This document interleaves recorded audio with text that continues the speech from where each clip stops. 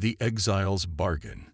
This is an exile, Commander Hayes, not an execution, Ambassador Vexlar insisted, his translucent appendages rippling with what passed for sincerity among the Floxians. The distinction may seem academic to you, but it matters greatly to the consortium's legal protocols. Commander Ilara Hayes stood ramrod straight, her weathered face betraying none of the fury coursing through her veins. The 7 members of the Galactic Consortium's disciplinary council loomed above her on their elevated dais, a deliberate architectural choice meant to reinforce the power dynamic. With all due respect, Ambassador, Ilara replied, her voice steady, sending me to Moros 9 is an execution. No sentient being has survived more than 30 cycles on its surface. The Rikathi representative, a towering insectoid whose chitinous exoskeleton gleamed under the chamber's lights, clicked its mandibles impatiently. Your interference in the Zeta Reticuli dispute violated 17 different protocols. The traditional punishment would be immediate vaporization. I prevented a genocide, Ilara countered.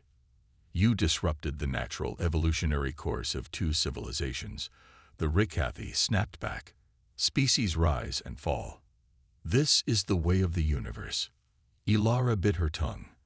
After 5 years as humanity's liaison to the consortium, she understood their perspective, emotionally detached, ruthlessly pragmatic, and utterly alien to human morality. To argue further would only strengthen their resolve. Moros 9 is classified as a Class 12 death world, continued Ambassador Vexlar, his voice modulated to project sympathy he clearly didn't feel. Survival for 1 standard solar year will commute your sentence and restore your diplomatic status. Generous, Ilara remarked dryly. What supplies am I permitted? A holographic inventory materialized before her. Standard environmental suit, Consortium Grade 3. 7 days of nutrient capsules. Water purification module. Basic medical kit. Standard multi-tool. Emergency beacon, locked until 365 cycles completed. No weapons? Ilara asked, already knowing the answer. Interference with native life forms is what brought you here, Commander, the Floxian said, a ripple of what might have been amusement passing through his gelatinous body.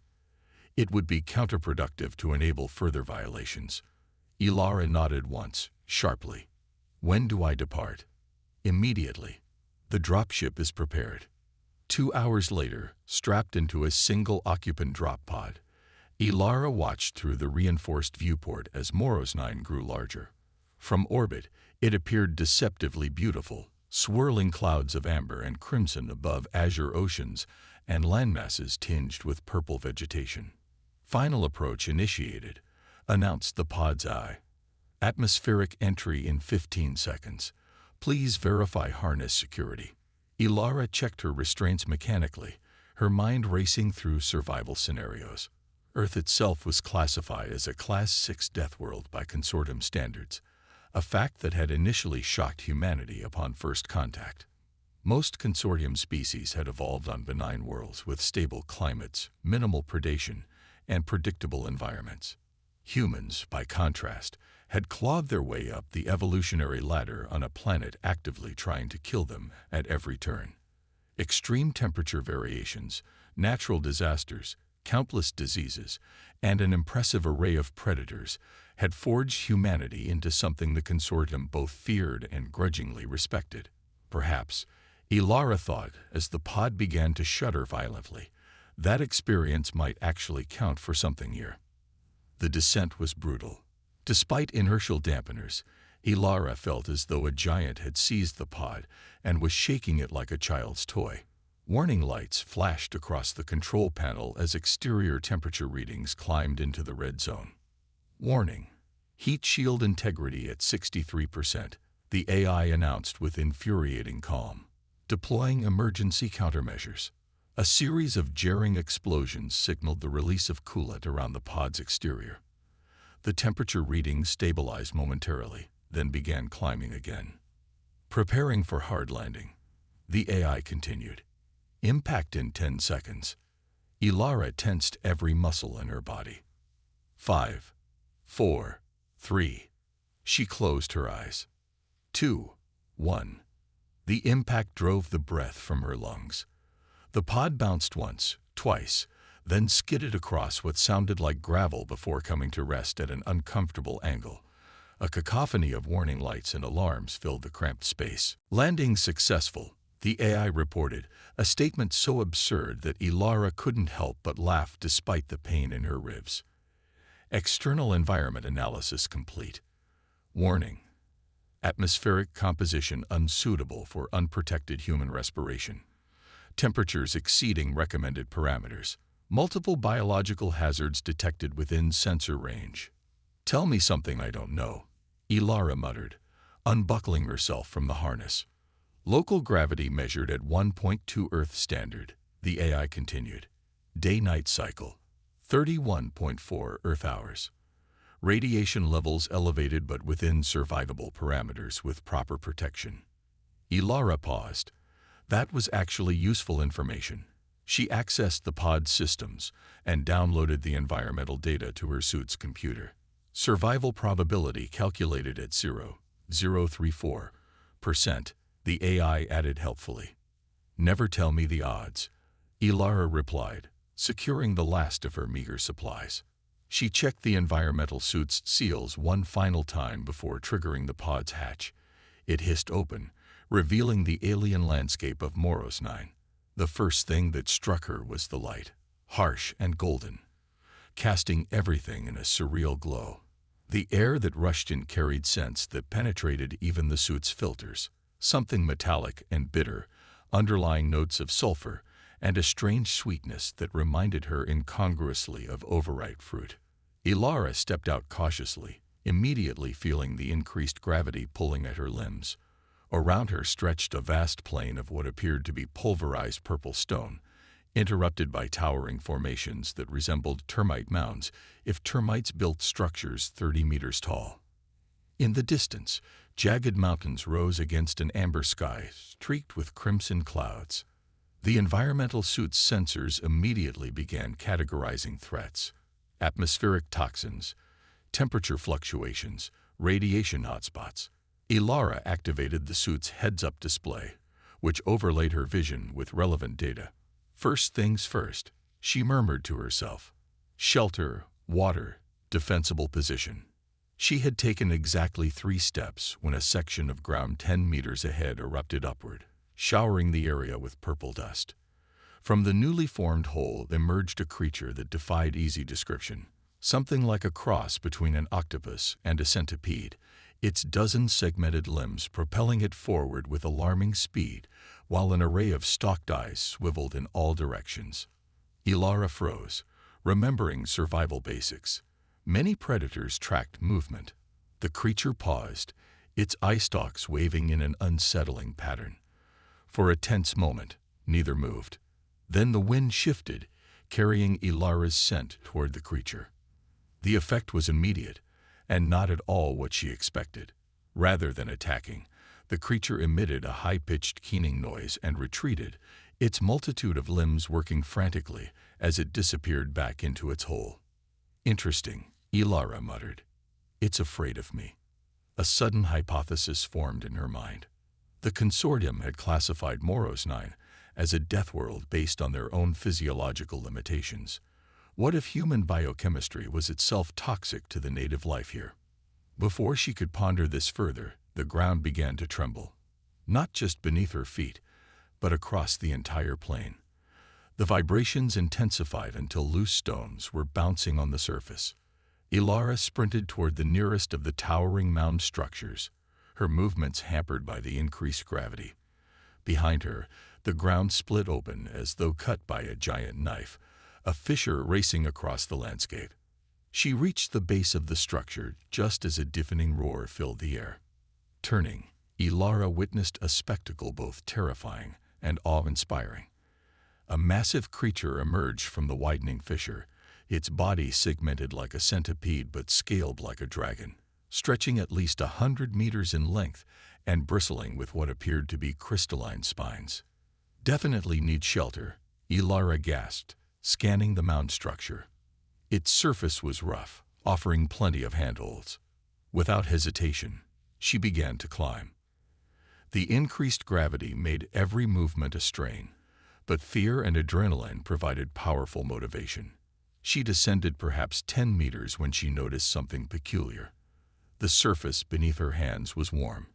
Not just sun-baked warm, but radiating heat like a living thing. Pausing to catch her breath, she examined the material more closely. What she had taken for stone was actually more like hardened resin, with subtle patterns that reminded her of circuit boards. A thunderous impact shook the structure. Ilara looked down to see the centipede dragon circling the base, its massive body striking the mound repeatedly. Each impact dislodged chunks of the resinous material. "You've got to be kidding me," she muttered, resuming her climb with renewed urgency. 20 meters up, she discovered an opening, a perfectly circular hole about a meter in diameter. With no better options, Ilara hauled herself through it. The interior was dimly lit by bioluminescent patches that emitted a soft blue glow. The tunnel sloped downward at a gentle angle, its walls lined with the same resinous material as the exterior. Most surprisingly, the air inside seemed different. Her suit's sensors indicated reduced toxicity levels. After weighing her options, Ilara decided to proceed deeper. The tunnel widened into a chamber approximately 5 meters across. The floor was covered in a soft, moss-like substance that yielded slightly beneath her boots. "Hello, human," said a voice behind her. Ilara whirled, her hand instinctively reaching for a weapon she didn't have. The figure that emerged from a side tunnel wasn't what she expected. Roughly humanoid but tall and willowy, with iridescent skin that shifted colors like oil on water. Its large, multifaceted eyes regarded her with unmistakable intelligence. "You speak English?" Ilara asked, incredulous. The being made a sound that might have been laughter. "I speak 17 consortium languages and 23 from non-aligned worlds. Adding yours was trivial after observing your arrival. You were watching me. I watch all who are exiled here. Few survive their first day.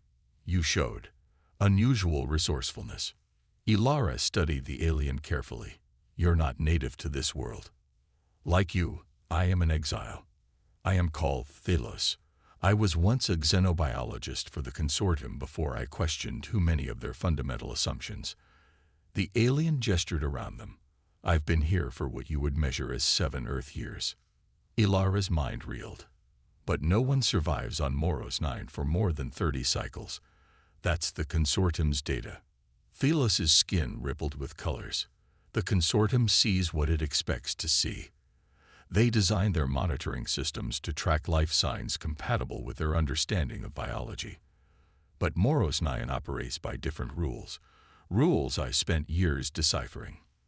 "These structures," Ilara said, looking around, "they're not natural formations, are they?" "Very perceptive." "No, they are not. They are colonies, or perhaps more accurately, technologies, created by the dominant species of this world. A species the consortium cannot comprehend because it exists in a state between what they would recognize as biological and what they would classify as machine." Ilara felt a chill despite her suit's temperature regulation. "And this species, is it hostile to us?" Thelos' multifaceted eyes gleamed in the bioluminescent light. "That, Commander Hayes, depends entirely on what you offer it in return for your survival." Evolution's children. 3 months into her exile on Moros 9, Ilara Hayes stood at the edge of what she had come to think of as the crystalline forest. Massive formations of silicon-based growths towered above her, capturing the harsh sunlight and refracting it in dazzling patterns. Her environmental suit, now modified with materials salvaged from her landing pod and biological components cultivated by Thelos, had developed a distinctly patchwork appearance. "The migration begins," Thelos said, pointing toward the horizon, where dark shapes moved against the amber sky. Ilara nodded, adjusting the settings on her modified scanner. "Third migration this month. The patterns are becoming more predictable." In her time on Moros 9, Ilara had learned that survival required more than just adapting to the environment. It required understanding it. The planet wasn't simply hostile. It was complex, with interlocking systems of life that defied consortium classification. "The Nexus has requested your presence," Thelos added, his skin shifting to a deep blue that Ilara had come to recognize as indicating importance. The Nexus. Even after months of interaction, Ilara struggled to conceptualize it properly. Not quite a hive mind, not quite an individual entity, the Nexus was the collective consciousness of what Thelos called the synthesis, the hybrid biological-technological species that dominated Moros 9's ecosystem. Did it say why? Ilara asked, already beginning the journey back to the main colony structure they called the hub. "Information has been received. A consortium vessel approaches."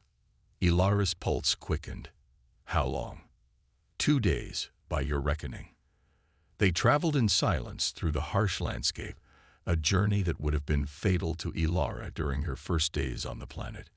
Now, she moved with practiced efficiency, recognizing danger signs and safe passages with an almost instinctive awareness. The changes weren't just in her knowledge. Her body had adapted too. Muscles denser from the increased gravity, reflexes sharper from constant threat assessment, senses more attuned to the alien environment. Medical scans from her emergency kit showed concerning cellular changes that she chose not to dwell on. They reached the hub as the first of Moros 9's 3 moons became visible in the darkening sky. The massive structure had expanded since Ilara's arrival, new extensions growing organically as the synthesis responded to their interaction.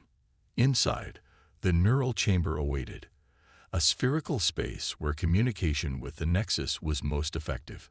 Crystalline formations lined the walls, pulsing with soft light that seemed to follow patterns just beyond human comprehension. "The human arrives," came the thought voice of the Nexus, not quite sound but perceived directly in Ilara's mind.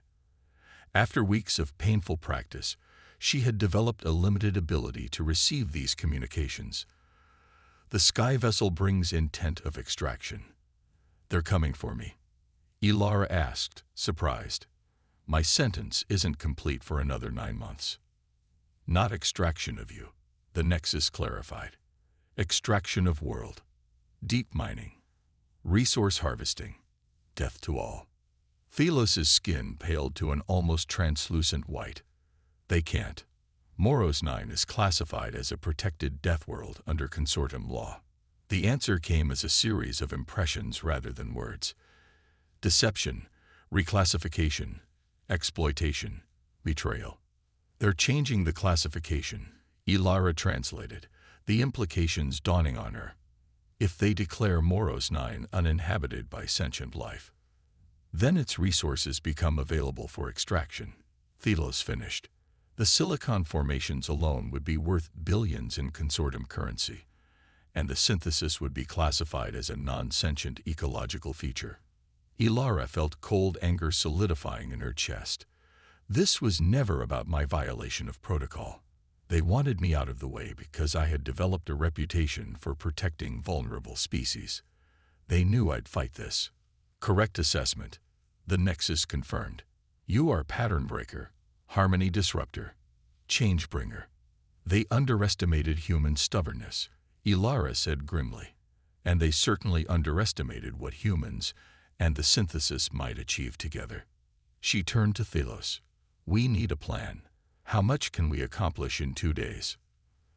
The answer came not from Thelos, but from the Nexus itself, as a flood of images and concepts poured into Ilara's mind. She gasped, staggering under the mental onslaught. "Careful." Thelos caught her arm. "Your neural pathways aren't developed for full Nexus communication." "It's showing me possibilities," Ilara managed between ragged breaths. "Ways to use the synthesis technology against the consortium ship." "Aggression patterns bring failure," the Nexus stated. "Different approach needed. Integration opportunity exists." As the mental storm subsided, Ilara began to understand. "Not a fight," she said slowly. "A demonstration." 2 days later, Ilara stood on a high plateau overlooking the landing zone, where the consortium vessel would arrive. She wore no environmental suit, her skin exposed to Moros 9's atmosphere. Beside her, Thylos waited patiently, while behind them a delegation of synthesis representatives hovered, their crystalline bodies glinting in the harsh sunlight. Her emergency beacon, inactive for months, now broadcast a continuous signal. Not just the standard distress call, but data, terabytes of information about the synthesis, about Moros 9's true nature, and about the symbiotic integration she had achieved. The consortium ship appeared as a silver dot in the amber sky, growing larger as it descended. Ilara felt no fear, only a calm certainty. Her body had changed, adapted through a controlled integration with synthesis biology. Her cellular structure now incorporated silicon pathways that allowed her to process Moros 9's atmosphere, to resist its radiation, to communicate directly with the Nexus. She was still human, but she was also something more, a bridge between species, between worlds, between ways of understanding the universe. The ship landed with precise efficiency, its engines stirring up clouds of purple dust. A delegation emerged. 3 representatives Ilara recognized from the Disciplinary Council, escorted by security drones. Their reaction upon seeing her was everything she had hoped for.